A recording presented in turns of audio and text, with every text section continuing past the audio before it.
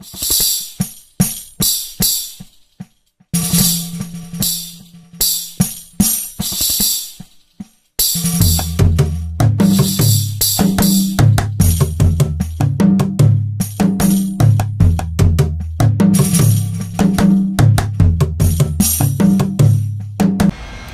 to the program. My name is Ngari. So you might know him from being the Daystar 2011-2012 student leader, and now he is an anchor with KTN News.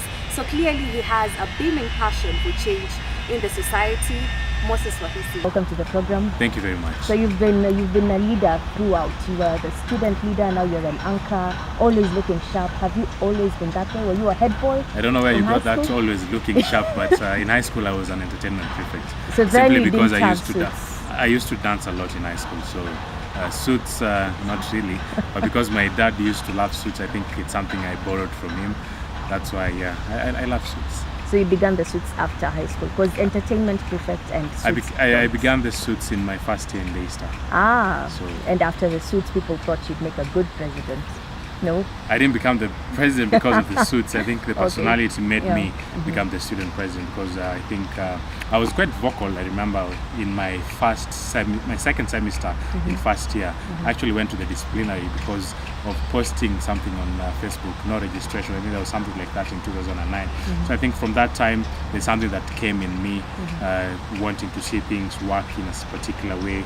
And yeah, I'm here. I think you've said quite pretty some of the things that I've been able to do that. I thank God at the same time. Well, and now being a sports anchor, is it something that you've always wanted to do? Is it something that you've planned? You talk about, I didn't know I will do sports. I never knew I will do sports. But you take me back to high school, I used to play soccer. When I joined the Daystar, I played basketball my first semester. In Daystar, I was playing basketball. I played football my second year. I was the captain in Daystar for lawn tennis.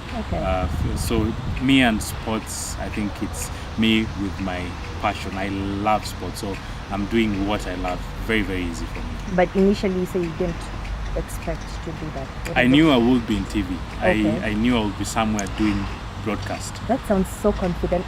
As in, how did you know you have it in you or something? Growing up, I loved watching news. I just had a passion. When I was in high school, my second year in high school, that's a pretty informed too. I used to read news at the assembly. So even some guys who I went to campus, some guys who sees me on TV, they're like, Mosa, do you remember those days in high school? I used to read a Swahili bulletin on Mondays and a Friday bulletin in English in the assemblies when I was in high school. I did that for 3 good years. So it's something that So given that it's something that you always wanted to do, how easy or difficult is it for you to now end up being on screen? I think for me, I thank God, because I came to Standard as an intern, and you asked me how I even landed here. I was in the office of the government spokesperson at that time, Alfred Mutua. He was the government spokesperson. I went there to do an internship. Rosemary Nyaole Kowod. I know her. She has a lot of history in Daystar, both beautiful, good, and some not that good. Students will always be students. So she called me, Moses, you are one of the brilliant students I had in my communication classes. I used to love radio. I even had a radio show in Shine FM. What show? Know that. It was a Swahili show. We used to call it MV Tabasam. Kowor rang me. She asked me, send me your CV. So I was like, yeah, I did send my CV. Now I didn't know my CV was for an internship opportunity. So I was called here thinking it's your job. So I'm coming for an interview. I'm told it's an internship opportunity. Will you take it? So I had to go back, reflect. Should I leave this other internship that I'm doing at the Office of Government Spokesperson to go to TV? I was like, I always wanted to do TV. So I said, yeah, let me give it a try. After you got in, you were told of things such as exploitation of interns. You get to work a lot and get little to no pay. Is that something you had to go through? I think for me, I wouldn't call it exploitation of interns. I'll have a different view altogether about it. When you're an intern, you need to work. You need to know what you want to achieve. A particular way a person will take you, given a lot. For me, I think I was that one person who used to go for almost all the assignments because I wanted to, but at the same time because my bosses saw that this intern will do that. So I intern kwapi, will you do this, will you do this? And I did that with a passion, and that is what built me. It's not about exploitation of interns, because if during that internship period you'll take it like you're having a hard time in the market, it's like you want things to be all easy, you want to be like intern hapa, fanya hii, to be pampered around. You won't be pampered around when you're given that job, trust me. Things are totally different. So when you're an intern and you can run around, you can be given all those things that people might call them hustle. They work like you are like, oh no, why am I even doing this? A and B would have been doing that. If you do all that at your internship level, when you now get the actual work and you start working, things are totally different, because you already know that pressure, you already know that hustle, you've already felt it as an intern. Now you're working, another intern will come, and if that intern will take that pressure, maybe that intern again will be your colleague a few years down the line. Now the career itself, how rewarding is it? It sure is rewarding. For me, I think it depends. Some people will say the reward is the pay. Some other people will say the reward is the passion and doing what you love. Some other people will say reporting and making sure that you impact a person's life back at home is rewarding. You know, so it's a different. For me, it's fully and totally rewarding. So how do you gauge the rewarding for you personally? For me, let's not talk about the pay. And trust me, the pay is not bad. Okay. But we talk about the passion. I go down to reports. I highlight a story for someone mitaani somewhere doing something, and maybe that person has a certain plight. Mtu fulani anatokea, maybe they help that person.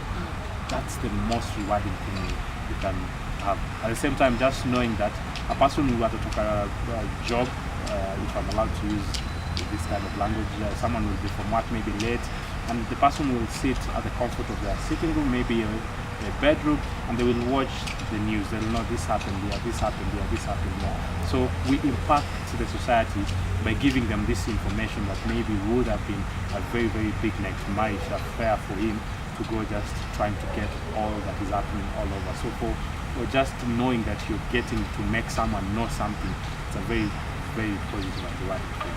So basically, since we're avoiding the pay, I mean, I just want to know, basically when you're getting in, it shouldn't be about the pay. It's not about the pay. No. It's never about the pay. So since clearly you got on screen, or maybe you're doing your job at a maybe efficient kind of way, what do you do to make sure that you stay relevant, to make sure that you're good at what you do? For me, it's more of a striving to know what I don't know, because what I know, I already know. And that one does not add any value to my life. But knowing something else makes me a new and an important person tomorrow. And especially in sports, is there something maybe different that other journalists are not supposed to do as opposed to sports and all that? I don't know.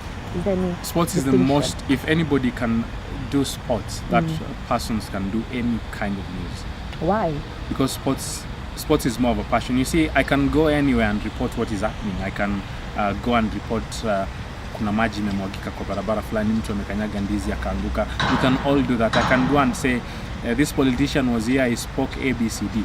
But can I go and say that ule mtu wa cricket alifanya ABCD at a particular time, akakimbia this particular runs? You have to have a passion and the knowledge of the sport.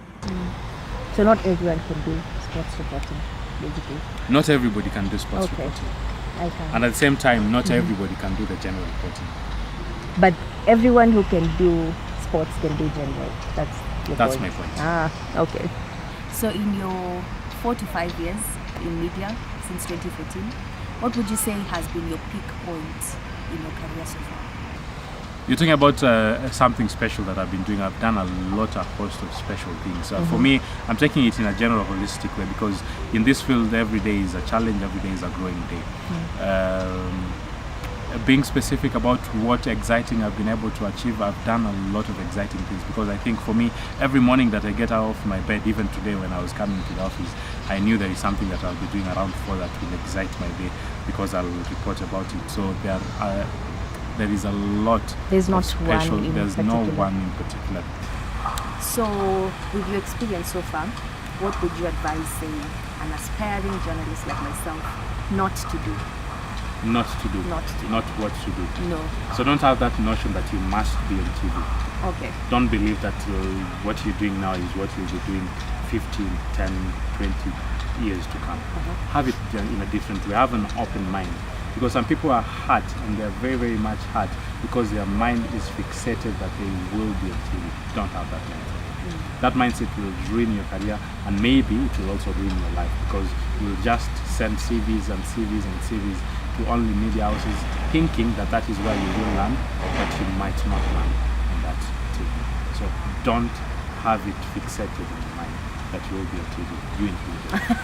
That's the bitter truth. Thank you. Thank you so much. So there you have it. Thank you for watching. I've been speaking to Moses Wahisi, and at least now you know that the road might not be that easy. My name is Linda Ngari. Until next time, bye.